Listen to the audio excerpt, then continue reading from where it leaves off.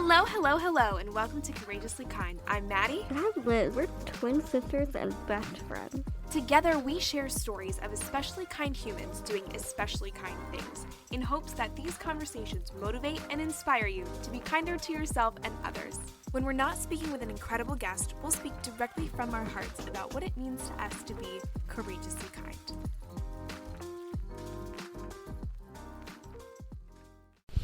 This week, we are joined by the beautiful face behind blogs like Cleft and she works with Smile Train as well. Her name is Ashley, and she is seriously one of the sweetest people I've ever met. Her love and joy and energy is like infectious. It is. She just kind of glows, you know? She does. Just kind of. She's radiant. Yeah, she's very, very radiant, and we have the honor of talking to her about topics like face equality. If you are familiar with us, you know a little bit about face equality. We talk a lot about that. We talk about her work with events like CleftCon, and also her work through Smile Train, helping those in other countries who have the same condition that she has, which is so incredible. She's so awesome, and she truly embodies what it means to be courageously kind. And this conversation, honestly, has been a long time coming. We connected with her probably a couple years ago now, at least, via social media. And to be able to just sit and chat with her, it felt like we talked a little bit about it in the interview, I believe. But it felt like we have known her our whole lives, kind of. Yeah, it was like sitting down and just talking to a friend, which is what most of our interviews are like. But with Ashley, it was so special because we had known each other simply through social media, but to sit down and talk Zoom to Zoom was really a treat. Thank you so much for having me. This is so exciting. Oh, we're so excited. I was talking to Liz, and it's like, I feel like we know you. Do you know what I mean? Yeah. Like, we were like, we're just going to chat with Ashley. Like, it's no big deal. I know. It is funny. Like, before I logged in, I was like, we haven't actually talked like in person, like, and seen each other, but especially through video media and all of that, it feels like you can get to know people that you've never even met before. Exactly. Yeah. And that's been something that's so cool, I think, about the cleft and facial difference community is I've met a lot of people, and actually I feel like I know them, even if, you know, I've never video chatted. And actually there have been people that if I go on a trip somewhere, then they're like, oh, you should come stay with me. And I'm like, great. And I've never met them before. And I just stay at the house and yeah. Super fun. Yeah. It's like very tight knit. Yeah. That's awesome. So awesome. We definitely feel the same. Yeah. I'm so lucky. Good stuff. Love it. Sure. So my name's Ashley, and I live in Michigan, and I was born with a bilateral cleft lip and palate. And when I was growing up, it was always something that was prevalent in my life. Surgeries, all of that, but it wasn't something that I fixated on because I found surgeries terrifying. I always thought, I don't know at what point I got this fear, but I was always afraid that I was going to die on the table in surgery. Mm-hmm. And so, I don't know if that rings true for you. I feel it.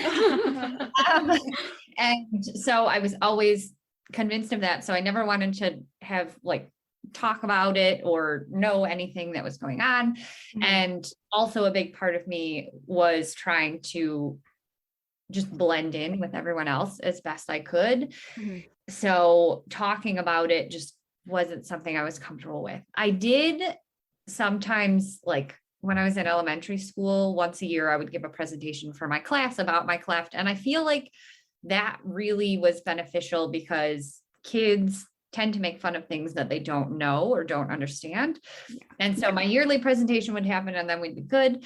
And other than that, it didn't come up that much.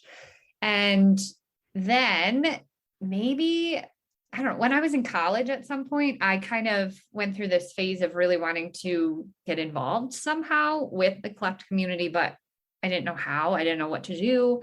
I was like, oh, I wonder if I can go on like a trip with a nonprofit or do something, but I didn't know how to go about it. So I just kind of like let that dream fizzle out. Mm-hmm.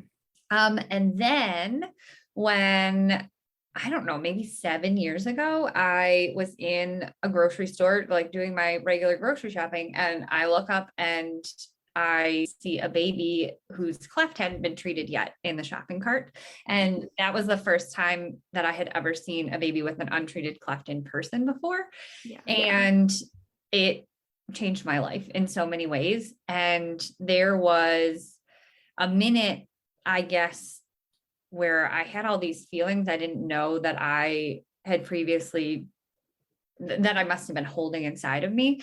And so in that second, it occurred to me that I didn't know how I would feel if I'd ever seen a baby with an untreated cleft. Like maybe I would think it was gross, or maybe I would be scared or something. And then if I felt those sort of negative feelings, then how would that mean that I felt about myself, you know?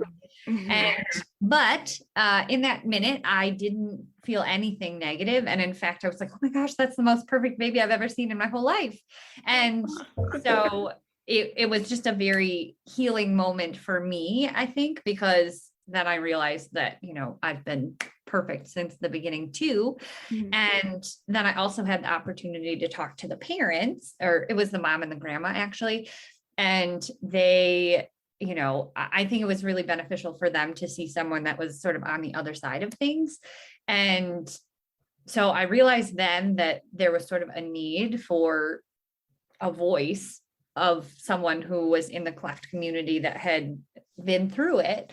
And so I joined a cleft mom support group, and I just kind of like lurked around and watched for a while. And then I started posting about my life, and the support I got was overwhelming. And so then from there, I decided to start Cleft Love, which was a blog. It started as a Facebook blog, actually. And I was very resistant to switching over to any other social media platforms. So because I was convinced that if I posted in both places, then engagement would go down in one. But anyway, so I finally got on the Instagram train and the TikTok train. And so it's been really fun exploring those mediums too, because now there's sort of a video element. But that's my very long-winded story of how it all started and what got me here. So I love it. That kind of brings us to like an interesting point that we wanted to talk about that Liz brought up when we were talking about chatting with you. And that is using social media while having a facial difference and all the complexities that come along with that. And Liz can speak more to that than I can, but yeah, I feel like there's a lot of emotions and a lot of, at least for me, a lot of resistance and fear with using social media, you know. And I think everyone, whether you have a facial difference or not, we all kind of struggle with it a little bit, but I think having a difference makes it heightened. How do you navigate those fears and those hesitant moments? That is a really great question. And let me think. There are sort of 2 points related to that. So first of all, the first time I posted in Cleft Love on the blog, I told no one except for my parents. And then there was one mom that I had connected with. So I just didn't tell anyone about it, because before I posted, I had no idea what side of the internet I was going to end up on. And there are some dark places that you don't want to end up on. And so I didn't know what was going to happen. And I was really scared. I think I literally like kind of like closed my eyes and just hit, you know, like I was like, I don't know. And I found like, so it's probably been 5 or 6 years, 5 years now, since I started that. And the support I have received is overwhelming. And only once has it really, I think like on Facebook, I used to run like sponsored posts sometimes just to, because it was harder to get new people to engage with content, unlike Instagram and TikTok. And so one time, one of those ended up on the wrong side, and I was like, "Oh goodness!" Like, thank goodness it doesn't happen all the time, you know, because it's rough. But also, I will say, I I admit that I have a level of privilege, I think, within the facial difference community, because especially in photos and I think on video, it's harder to tell that I have a difference. And so I don't know if that allows me some sort of, I don't know, like less negativity that comes towards me. I don't know if that makes sense. Does that make sense? No, totally. Yeah. And actually that's a thing that sometimes I think is intimidating, because I think in person it's more noticeable. And so if I've only ever interacted with someone online, like online dating or something like that, that it makes me nervous to see someone in person, because you know, I think it's much more hidden anyway. Yeah, I totally get that. And even too, like with masks, wearing masks. Oh my gosh, it was great putting it on, but it was so scary taking it off. So I work in the schools, and actually the public school that I work in is still requiring masks. And so I think I'm trying to think if I have some kids that like I've never actually seen without my mask on. And yes, it's nice to have it when you're at the grocery store and you're never going to see those people again, because you get to kind of experience the world as like someone without a difference. But then if it's someone that you interact with regularly, especially there's sort of like that joke going around where people call it like mask fishing, right? And I was always thinking, so like, and even not related to difference, but people would be like, oh, like that guy looks so hot with his mask on, and then he took it off, and I was like, ugh. And so then I'm like, oh my goodness, you know, like so you know, it just kind of adds to the and there was actually a trend on TikTok for a while when masks no longer became mandatory in a lot of schools, and people were talking about seeing their teachers for the first time, and they were like, oh my gosh, they're so ugly. And I was like, so way to feed into my insecurities. Even as a person without a facial difference, I definitely felt some nervousness around like, are people gonna like see me differently now that we know what I really look like? And again, with the internet thing too, like, do I look different in like, I think I look different in photos than I do in real life. Like, it's weird, complex. Definitely complex. What's the scariest thing, Liz, for you when you started posting? And like, did you have a moment when you guys first started posting that, you know, you were like, I don't know if I want to do this? I think for me, posting videos with my own voice was the scariest. At the like when we started, I was pretty comfortable with the way I looked. I was pretty comfortable. At first, it was only our friends and family that were like following us and all. And so that was like, oh, they all know what I look like. Like I can share my appearance with them, and it's not a surprise or it's not different to them.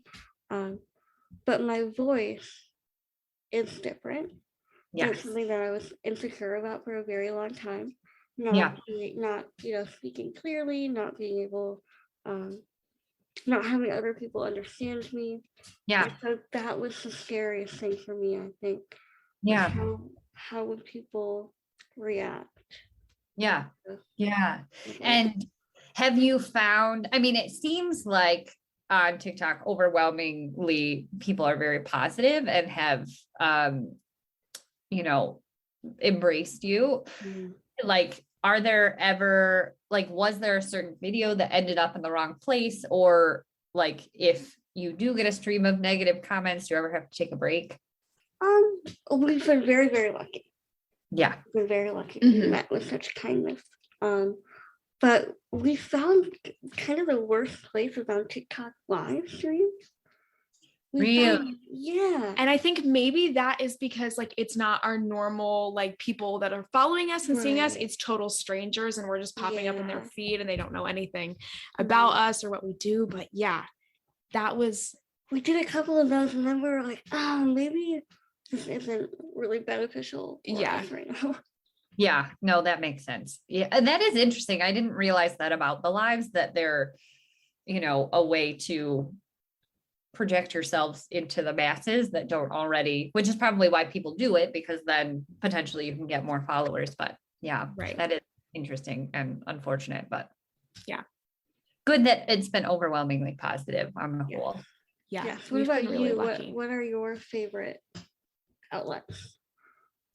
You know, something I miss that I do less of now is when I was really focused on my Facebook blog, it was a lot of writing. And I found that that was a way to be really vulnerable. And honestly, it was a way for me to process a lot, because often what I posted was information or ideas that I had never shared with my family or my best friends, and sometimes not even like with myself, and so some of that was me processing through it for the first time right then and there. And I feel like that was really a beneficial way to I don't know, just explore all of this and for me to find healing.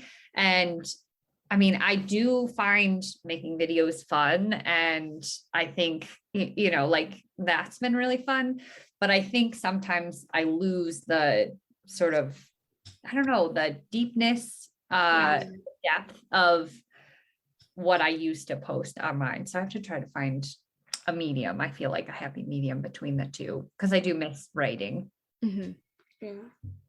I totally get that. It's hard to go super deep in like a 1-minute video, Right. And I actually find that some of the videos that do the best are, things that like, you put text on the screen of like maybe something negative that you've heard before, and then like the audio is you saying, oh, like I'm ignoring that or whatever. Yeah. And I feel like those do the best, but then it sort of reduces the experience to like, oh, I'm always getting negative comments and I just ignore them. But like, I'm not always getting negative comments. You know what I mean? Right. Like that's not the like whole of my experience. So when those do well. So anyway, it's definitely complicated, and I'm trying to find sort of what I want to be putting out there, making sure that I'm putting out the whole picture. Cause that was something when I first started all of this that I made sure to tell myself I am always going to be honest about this journey, because there are some lows, but there are also highs, like you meet amazing people and you build strength and resilience and all of those things. And so anyway, I wanted to make sure that I shared those highs, but also the lows. And I think when I started, I was nervous to share some of the lows, because I think for a lot of parents,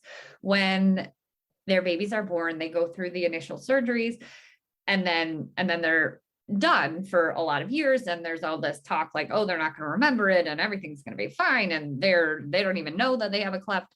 And so I was a little nervous in the beginning to post some of those more low points of the journey, and that it isn't just a surgery that they'll never remember again.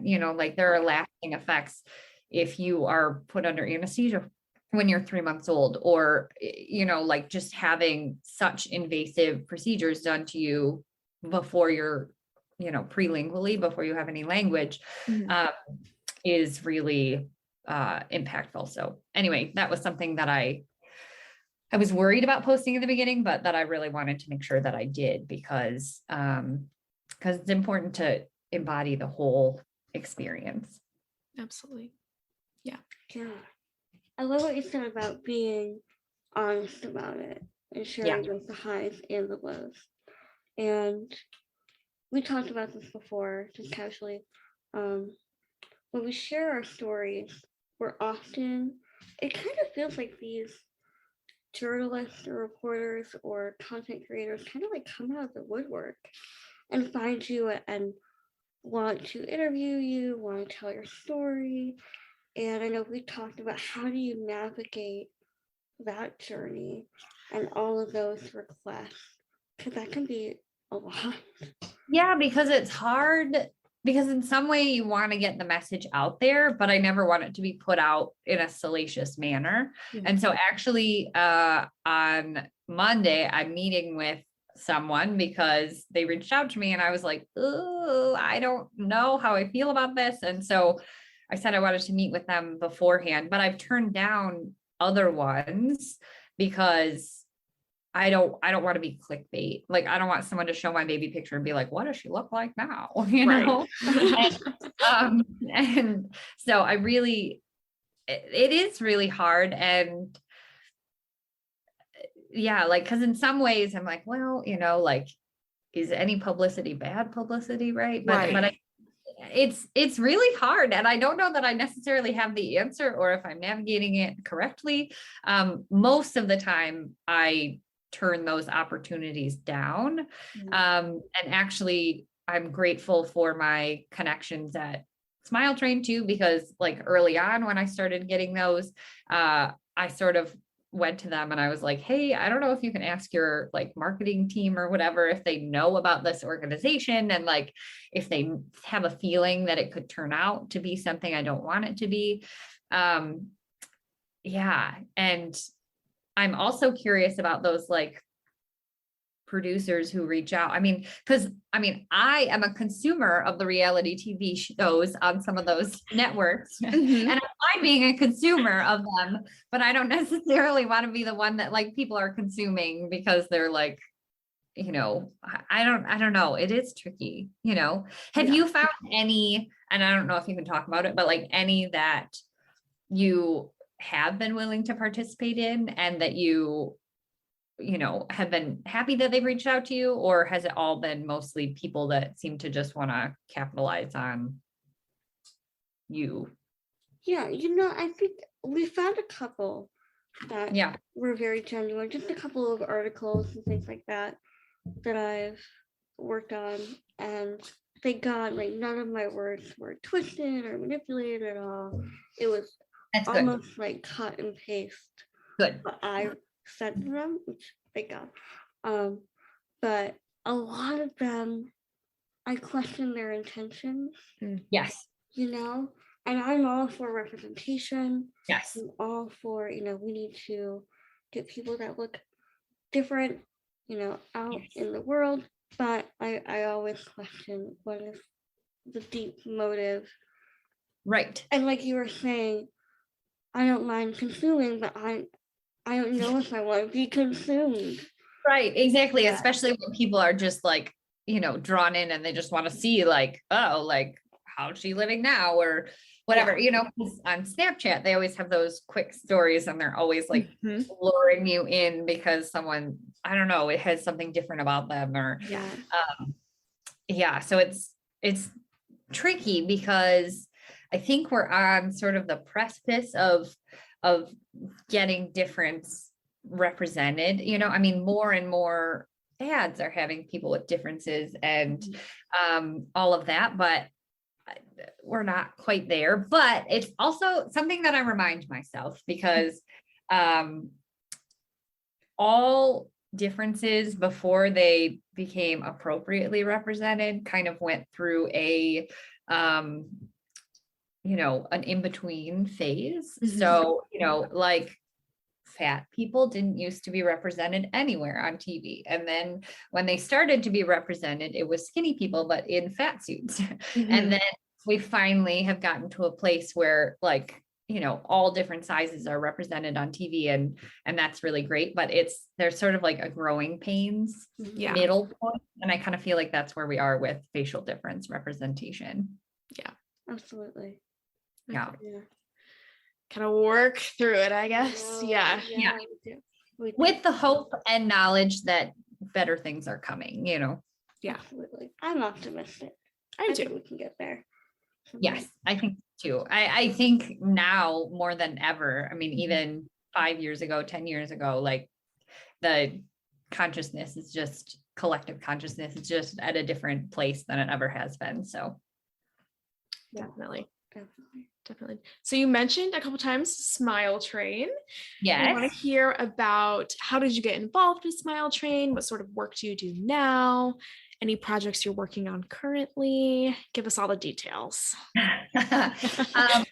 So all the details. So I first became aware, you know, I don't actually know the moment I became aware of Smile Train. When I was a kid, I remember seeing I don't know, it was like a short documentary on TV about mostly cleft affected kids in another country. And there were people who had flown in on a mission and they were going to be able to perform the surgeries. But I remember, it's kind of like made me sad just thinking about it. There were so many people who needed treatment. And because it was a mission, people had to be turned away because they couldn't operate on everyone. Mm-hmm. And I that really stuck with me. And I was like, it's terrible that there are so many people who need access to this treatment and they can't get it.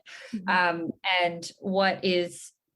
I think my parents had been donors for Smile Train for a really long time. And what I love about Smile Train that's different than any other sort of cleft nonprofit that's out there is, instead of having missions or flying people in and then the people leave, what their goal is, they have a sustainable teach a man to fish model. And so basically they teach, the local medical staff, the surgeons, the speech therapists, everyone who are in all of the local communities, how to treat cleft.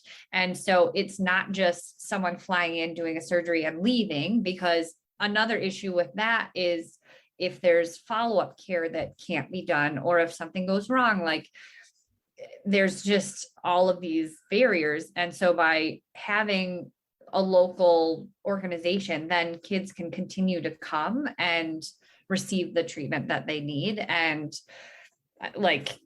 then nobody has to be turned away, right? Because it's just always there.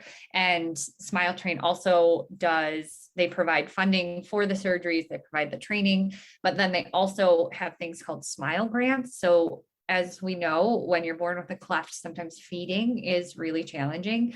And so, nursing isn't an option. And a lot of cleft affected babies are underweight because they're not getting enough nutrition. And so formula is what's needed. And in 2018, I went to Peru and there was a baby there who was so underweight that she couldn't have her surgery. So she had come for it, but she couldn't do it. And so they provided her with formula, and the cost of one can of formula was more than a month's rent of one of the places, one of the homes that I went to visit. And so they provide Smile Grants to fund things like formula and things like that, so that kids can have access to surgeries, which is really incredible. And so I became really connected with Smile Train probably 5 years ago. They started a Cleft Community Advisory Council after some marketing materials kind of were not done the best that they could have been done. And so it was started with the intention of sort of reviewing marketing materials to ensure that they're sensitive and appropriate. And so I've been on that for the last 5 years, which has been really great. 2 years ago, in 2020, they had their first Cleft conference. So it's for cleft affected people and put on by parents of cleft affected children and adults who are cleft affected. And they just kind of go into all of the parts of the cleft journey that people might be interested in knowing about. So I've participated in that for the last couple of years, and I'm working on a secret project that I've enlisted Liz's help in, but she doesn't know what it is yet, and I can't talk about what it is yet. Secret. It'll be probably released to the public in July. So so that is in the works. And then I'm actually headed to Colombia a week from today. So I'm really excited to kind of go there and see what the partner hospitals there are up to. Yeah. Oh my gosh. That's so exciting. Cool. So exciting. It is so exciting. Awesome. Oh, good stuff.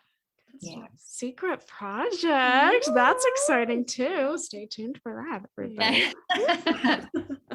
So secret exciting. Project. Right. I love it. I think we covered pretty much everything. Yeah. that we wanted to cover. Is there anything else that you want to add, that you want our listeners to know about Cleft affected people, about Cleft Love, about Smile Train? Any closing thoughts? Closing thoughts. Oh boy, I didn't think about that. Closing remarks. I don't know.